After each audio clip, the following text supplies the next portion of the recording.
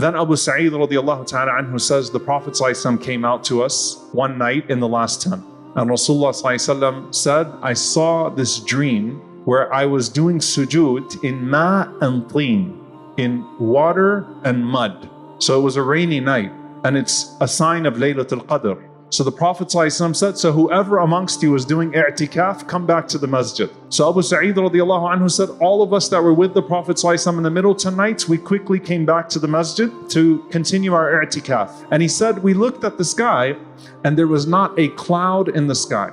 So it was a clear night. So the assumption is maybe this is a night to come ahead. Then he said, we all gathered back in the masjid to do i'tikaf. And he said, suddenly this cloud came right over, subhanAllah, completely clear sky, calm night. There was no rain whatsoever. And this cloud came right over us and it started to rain. So we started to pray.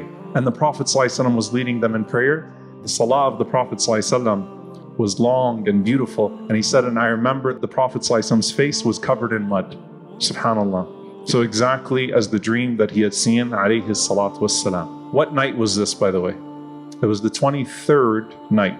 It's actually one of the strongest evidences for the scholars that say that we don't know that's the 27th night. It rotates amongst the last 10 nights, and that was the 23rd night.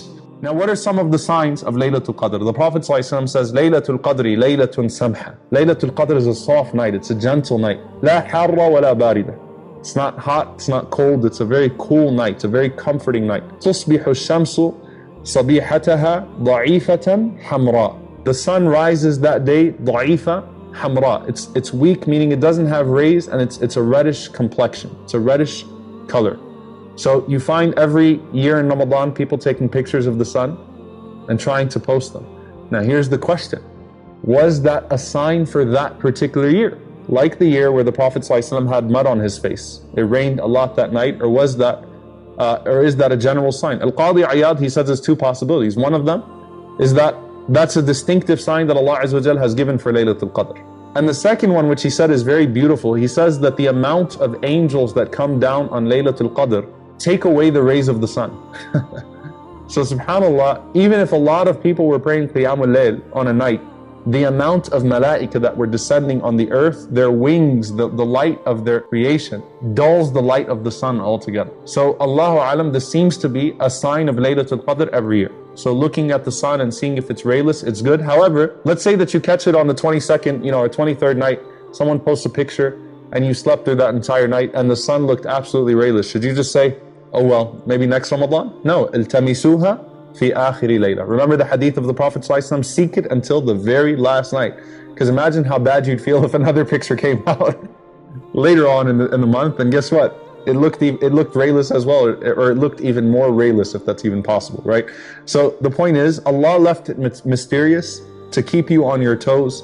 And the best part of Laylatul Qadr is the last part of the night, as is the best part of every night. So the best part of Laylatul Qadr is the last third of the night, as well as the Prophet ﷺ says that there is an hour of the night that Allah subhanahu wa ta'ala, if He gives you the tawfiq, if He gives you the success to be able to ask Allah subhanahu wa ta'ala in that part of the night, that He would certainly give you whatever you asked Him of this dunya and the akhirah. There's nothing you could ask Allah at that point of the night from this world or the hereafter, except that Allah subhanahu wa ta'ala would give it to you. We ask Allah subhanahu wa ta'ala to allow us to catch Laylatul Qadr.